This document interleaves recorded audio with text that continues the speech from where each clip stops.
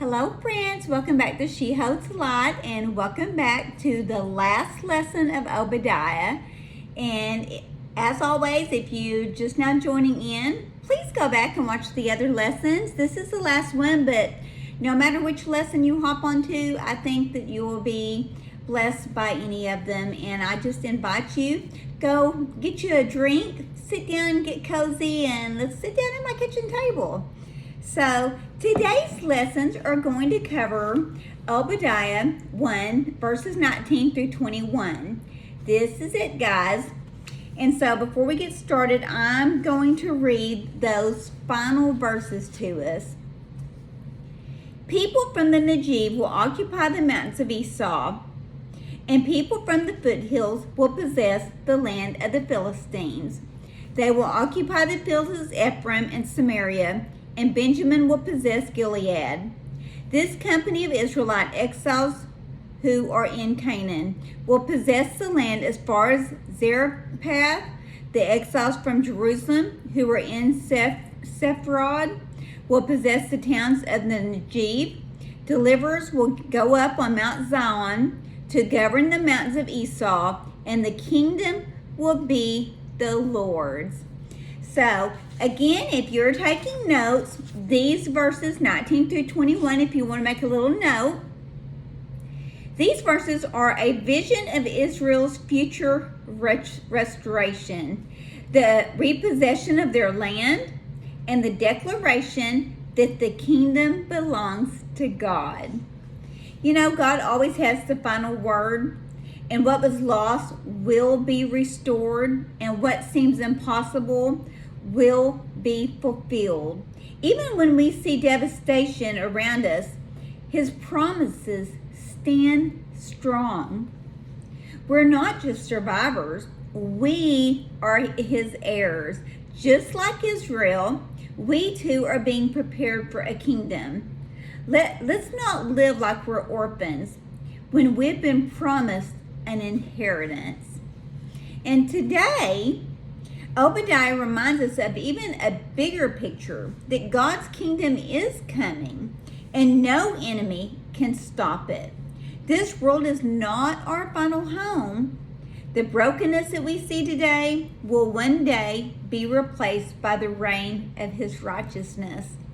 That hope should shape the way that we live today, with purpose, faith, and with endurance. Friend, are we living like we have an inheritance coming? Are we living our life like children of God? Are we living like those who were grafted into Israel, that the Lord made promises to, that we are part of that inheritance now? And I just want to encourage you and be an encouragement to you. Our treasure, the word this week is inheritance, and that Hebrew word is nachalah, and it's found in verse 17. And I want to flip over there and read that verse to you. It says, "But on Mount Zion will be deliverance, it will be holy, and Jacob will possess his inheritance." And so some translations say something different. Some translation might say, but in Mount Zion there shall be those who escape, and it shall be glory, and the house of Jacob shall possess their possessions. But that word there is inheritance when you look up the Hebrew word. And that Hebrew word is often translated, the word speaks of land, it speaks of promise, and what I love is that it speaks about the legacy. Something passed down from God to His people. You know, friend, what kind of legacy are you leaving behind? What kind of legacy are we leaving to our children, to our grandchildren, to our families, to anybody that is around us and sees our daily walk? Are we leaving a legacy? But it's so inspiring to know that our Heavenly Father has passed down something to us. And to reflect on that, God doesn't just restore for restoration's sake. He gives us a nachalah, an inheritance, a portion of his kingdom. Our inheritance isn't just future land or a reward. It's him. It's him. Let's treasure what he's promised, and let's walk in a way that shows that we belong to him, that we belong to our Father. Our reflection questions this week, we've got 3 of them. Remember, I always put them down in the description below. So once we finish our lesson today, please just stop, grab your pad and pencil, or just copy and paste onto a document and think about these, the next couple of days. The first one is, do I live as if I have a spiritual inheritance, or do I live in spiritual survival mode? Number 2, what promises of God do I need to hold on to today? And I really want to hold on to that promise that we have an inheritance with him. Our inheritance is him, and I am so grateful that I have that. And I'm so grateful that I can grab hold of my Father and I can walk side by side with him and know that he's there to pick me up and carry me, even though sometimes it may seem like I'm just walking alone.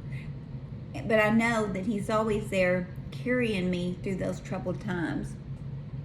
Question 3, how can I prepare for the kingdom now in how I live and in how I love?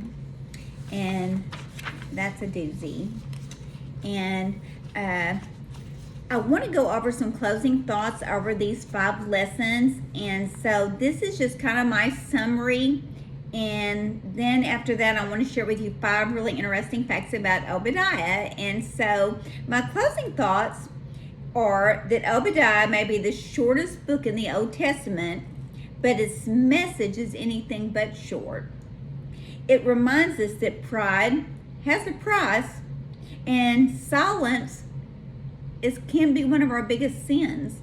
And God's justice is never far behind. Yet in the midst of judgment, there's always that silver lining. There's always a thread of hope for those who trust in him. Restoration is coming, my friend.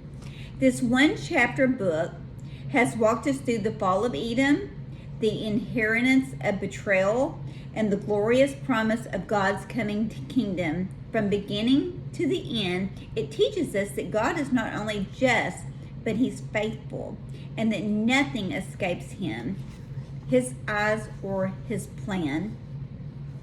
And now I want to share with you 5 really interesting facts about this book. One is that if you're keeping notes, these are really good things just to add on a sticky note or in the margins of your Bible. It's the shortest book in the Old Testament. It contains 21 verses and makes it easy to overlook, but it's rich in depth and relevance. This book is so relevant today, and it's so often skipped over because it's just so short. The name Obadiah means servant of Yahweh, which is Yahweh is our Father. He's a servant of the Lord. The title for a prophet who boldly delivered a message that few people wanted to hear. And I think that's something that we ourselves are just like. We have a hard time as somebody, if we hear a sermon or somebody teaches us like Obadiah is teaching us, that sometimes silence can be our biggest sin. Not standing up for a brother in our faith, or a brother in our family, or a brother or sister, or another believer, and we're just standing by idly and just watching them get trampled on. Number 3, it focuses on Edom. Obadiah is the only book in the Bible devoted entirely to the judgment of Edom, the nation that descended from Esau. And of all the prophets, of all the books, I think it's important that, that's just a really good note to add. Number 4, some of Obadiah's content closely parallels Jeremiah chapter 49, verses 7 through 22.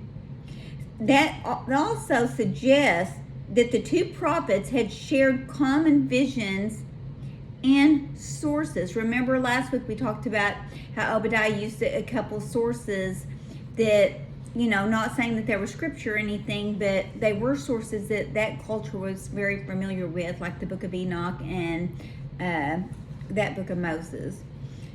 Number 5, the kingdom prophecy. Obadiah ends with not with destruction, but with hope, prophesying that the kingdom shall be Yahweh's, pointing forward to the Messiah's eternal reign. And I pray that this series helped you see just how much treasure is hidden even in the smallest corners of our Bible. That we may walk away changed, and that we'll be encouraged and more anchored on the hope of God's coming kingdom. And that is my hope for you. I pray that it's really been a blessing for you. And before I go, let's bow our heads and pray. Dear Father, thank you. You that are a God of restoration and fulfillment. What you have spoken will come to pass. Let us live our hearts set on your kingdom, Lord, that we would walk in your holiness and in your hope. Teach us the value of our inheritance, Lord, not just the promises, but the relationship we have with you. May we be faithful stewards to what is to come, Lord, and from what you have promised to us, Lord. We thank you so much. These things we ask, amen. Dear friend, thank you so much for joining us. I'm so grateful that you joined me with the study of Obadiah. It was, like I said, a very short but powerful message, and I hope it blessed you as much as it did me. And until the next video, walk humbly and shine brightly, and may the Lord bless you.